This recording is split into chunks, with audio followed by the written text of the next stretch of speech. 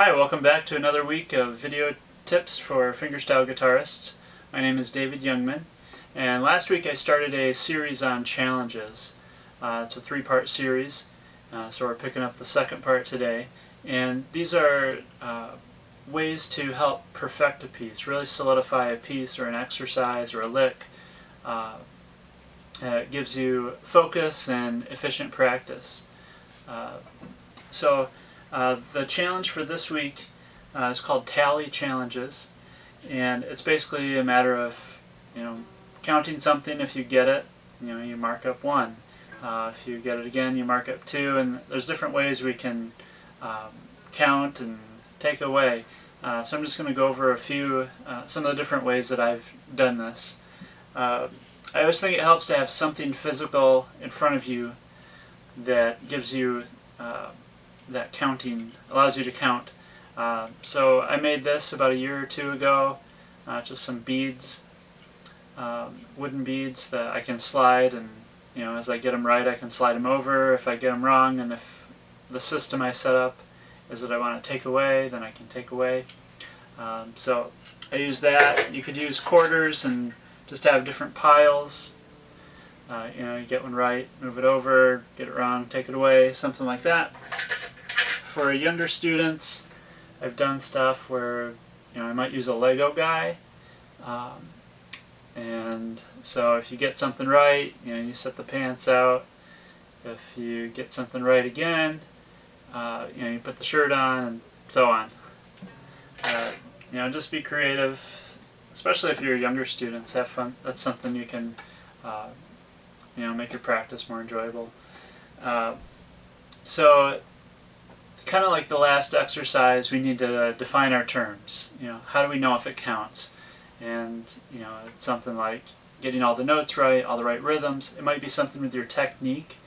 If you're working on a certain hand position, making sure your hand is in a good position. Maybe your wrist is resting on the body, and you're trying to work on keeping it up. Things like that. But you need something, 1 to 3 different focus areas. If you get more than 3, it gets harder to keep track. So there's a few different general ways that I use this counting system or tally system. The first one is just getting so many right. I'm going to use the Lego guy here as my example. So basically, nothing too difficult. If you get it right, you add 1.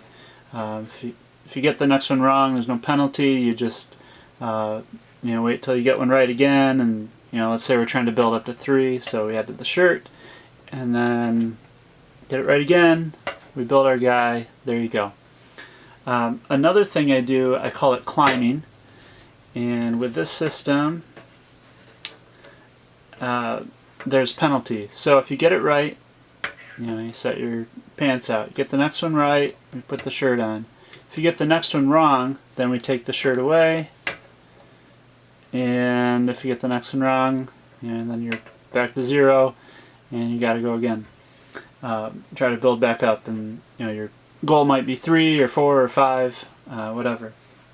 And then finally, the hardest challenge would be getting so many in a row. So you get 1 right, you get 2 right, and let's say you're going for 3, and you get the next one wrong. Well, you got to start all over. So nothing major here, but this definitely makes your practice so much more efficient. So I encourage you to try this out. So that's basically it with these challenges, with the tally challenges.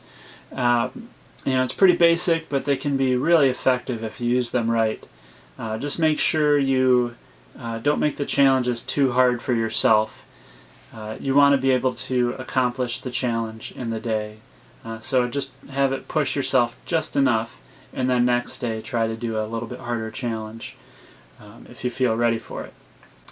So thanks again for watching. Thank you to all you guys who have been sharing these videos. I really appreciate that. That helps out a lot.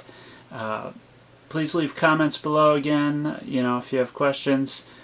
Subscribe if you want to keep getting these tips. And I will see you next time.